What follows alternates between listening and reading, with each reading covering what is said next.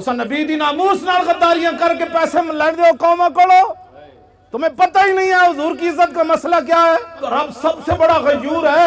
حضور نے فرمایا سب تو بڑا غیرت مند رب ہے. جناب یوسف علیہ السلام دے بھائیاں نے جناب یوسف علیہ السلام نو کھوہ وچ سٹیا نا تے قافلہ آ گیا، انہیں ڈول پایا تے جناب یوسف ڈول پکڑ کے تے کنویں دے باہر آ گئے. قالو یا بشرا ھذا غلام، وہ کہنے لگے وہ کتنی خوشخبری والی بات ہے، یہ وچوں بچہ خوبصورت نکل آیا. بھائی پھر نسدے آئے، انہیں کہا تھا ساڑا بھجیا ہوا غلام ہے. انہیں کہا ان کی پروگرام ہے. انہیں کہا وَشَرَوْا بِثَمَنٍ بَخْسٍ دَرَاهِمَ مَعْدُودَةٍ وَكَانُوا فِيهِ مِنَ الزَّاهِدِينَ. انہیں کیسی ہے غلام بیچنا ہے، نسن دی بڑی بھیڑی عادت ہے، چاند کھوٹے درہم ہی دے دیو اسی یہ غلام بیچنا ہے. جناب یوسف دی قیمت لگی بازار مصر وچ.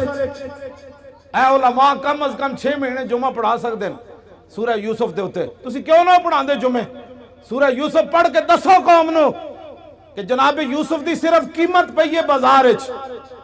رب 7 سال قات لے آیا مصر وچ، 7 سال قات سالی آ گئی. دودھ پیندا بچہ بھی جدو جناب یوسف دے پیراں وچ وکیا نہیں سی نا، دودھ پیندا بچہ بھی جدو ماں پہ ویچ کے نہیں سننا گئے، اس وقت تا رب قات نہیں ہٹایا. رب اپنے نبیوں دی عزت دے بارے اتنا غیور ہے، وہ تو جناب یوسف ہے. اور امام الانبیاء کی بات تو ہے ہی نرالی. اسے زندگی نو کچھ نہیں کرنا، اسے زندگی نو. حضرت خبیب بن عدی دی قبر ہے جی کدھر نشان؟ حضرت خبیب بن عدی صحابی رسول دی قبر دا نشان ہے. مشرکین مکہ نے آپ نو سولیوں تے بدھیا، پہلے سولیوں تے بن کے نا پھر انہاں پورے عرب نو بلایا. انہاں کیا امام الانبیاء دے غلامہ نے جدہ جدہ بندہ ماریا، جنہوں نقصان پہنچایا. ایک غلام قابو آ گیا خبیب بن عدی، اسی نو بند دیتا ہے سولیوں تے. آؤ تے تلواراں تے نیزے لے آؤ تے چھرے لے آؤ تے چاقو لے آؤ تے تیر لے آؤ، ایک بندے کو تسی بدلہ لو. تسی سوچ سکتے ہو ایک بندے کو کتنا بدلہ انہاں لے ہونا. سب تو زیادہ ظلم خبیب بن عدی نال ہویا. انہاں کینچیاں نال آ کے آپ دا ایک ایک جسم کٹیا اور آپ نے پھر تختہ دار ہوتے ترانہ پڑھیا. مکہ تو حضور بہت بعد اچ فتح ہویا نا جی. آپ نے جتھے مقام تنعیم ہے نا مسجد عائشہ، اس مقام ہوتے آپ نے تختہ دار جدو آپ دا جسم کٹ رہے سن نا اور دوروں ہٹ کے نشانہ بن رہے سن. لو تو نہیں سی نا، خبیب بن عدی دا جسم تا انسان والا ہی سی نا. دوروں ہٹ کے انہاں دے نشانہ باز، دوروں ہٹ کے آپ تے تلواراں نال آپ تے چھوڑے لا رہے سن. ایک ایک جسم نے ایک چھوڑے جو لکڑی دے چھوڑے لاندے انج لا رہے سن تے آپ انج تختہ دار ہوتے بدھے ہوئے سن. تے آپ نے انہوں نے ویکھ کے فرمایا تم کیا سمجھتے ہو کہ میں نے جن کا کلمہ پڑھا ہے میں بے وفائی کر جاؤں گا؟ آپ نے تختہ دار ہوتے پھر ترانہ پڑھیا اور ترانہ تا محفوظ رہ گیا کہ حضرت سعید بن عامر الجمحی بعد جدو مسلمان ہوئے تے حمص دے گورنر بنے تے فاروق اعظم کو شکایت آئیاں بھئی گورنر نو مرگی دی بیماری ہے. 4 شکایتان اے علماء بیان کرو، اور کیوں نہ بیان کر دے تسی سیاست؟ انہاں کہا رسول اللہ 10 سال خود سیاست کی تھی، ممبر تے بھی حضور ہی بیٹھے، تخت تے بھی حضور ہی بیٹھے، عدالتہ بھی رسول اللہ دیا سن، بازارہ بھی حضور دا دین سی، کیوں نہیں تسی بیان کر دے؟ تو انہوں کمیٹیاں کہہ دیاں مولوی صاحب تسی سیاست دان ہو گئے ہو. انہاں کہا جس نبی دا میں کلمہ پڑھیا ہو نبی نے سیاست کی تھی. یہ حضور تاں گل محفوظ رہ گئی کہ سعید بن عامر جڑے اس موقع تے موجود سن نہ جو کلمہ نہیں سی انہاں پڑھیا، بعد جو انہاں کلمہ پڑھ لیا. انہاں پھر صحابہ نو دسیا سی کہ انہاں نہ تے آپ نو جدو حضرت عمر کو 4 شکایتاں آئیاں نا بھئی انہوں مرگی دی بیماری، حضرت عمر نے حمص سے جو طلب کیتا. میں جدو حمص دی حدود داخل ہویا نا جی ملک شام جدو میں گئے سی تو میری اکھاں رون لگ پئیاں سن کہ اے او شہر ہے جدے وچ گورنر حضرت سعید بن عامر الجمحی. قبر میں نو نہیں ملی، میں اتھے حاضری ضرور دی خالد بن ولید دی قبر تے، آپ دی قبر میں نو مل گئی، میں اتھے حاضری دیتی.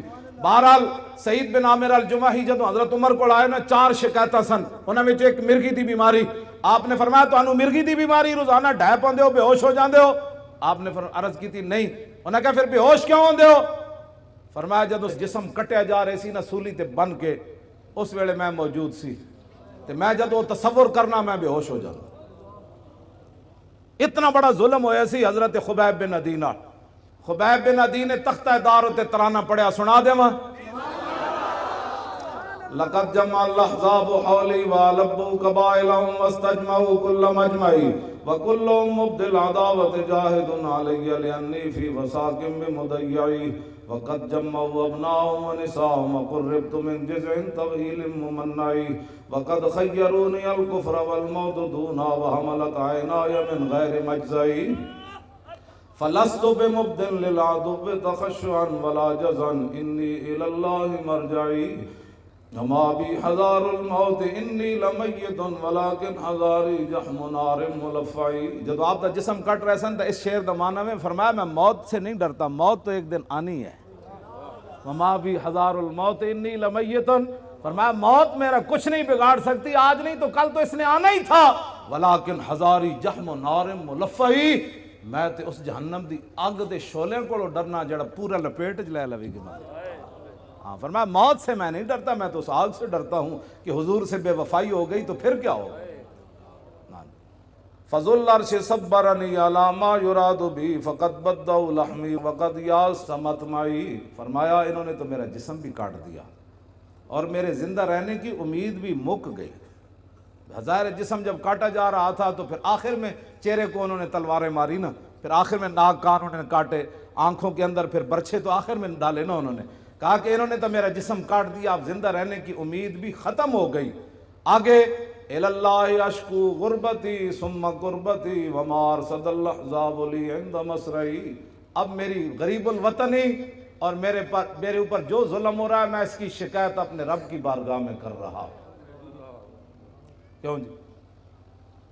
آخر تو پھر کی فرمایا جدوں نہ جسم اپنوں ایتھے مارن لگ دے تو پھر زبان کٹنے دے قریب آئے نا، جدوں آپ دی زبان پھر انہیں کٹنے باہر کٹ کے زبان کٹن لگے، اس ویلے پھر آپ نے فرمایا فَلَسْتُ بَالِي حِينَ اُقْتَلُ مُسْلِمًا عَلَىٰ جَنْبٍ كَانَ لِلَّهِ مَسْرَعِي وَذَلِكَ فِي ذَاتِ الْإِلَٰهِ وَإِن يَشَاء يُبَارِكْ عَلَىٰ أَوْصَالِ شِلْوٍ مُمَزَّعِي. فرمایا میری زبان کاٹنے کے بعد اب یہ خاموش ہو جائے گی. فرمایا سن لو، مجھے تمہاری اب زبان کاٹنے کے قریب آ گئے، مجھے اس بات کی کوئی پرواہ نہیں تم میری زبان کاٹنے لگے ہو، اس لیے کہ میں دنیا سے محمد عربی کا غلام بن کے جا رہا. ہاں جی توجہ جی. فرمایا یہ سب کچھ میں اللہ رسول کے لیے برداشت کر رہا ہوں. وَذَلِكَ فِي ذَاتِ الْإِلَٰهِ وَإِن يَشَاء يُبَارِكْ عَلَىٰ أَوْصَالِ شِلْوٍ مُمَزَّعِي. فرمایا میرا جسم کاٹ کر تم تاڑیاں مار رہے ہو کہ ہم نے حضور کے غلام سے بدلہ لے لیا.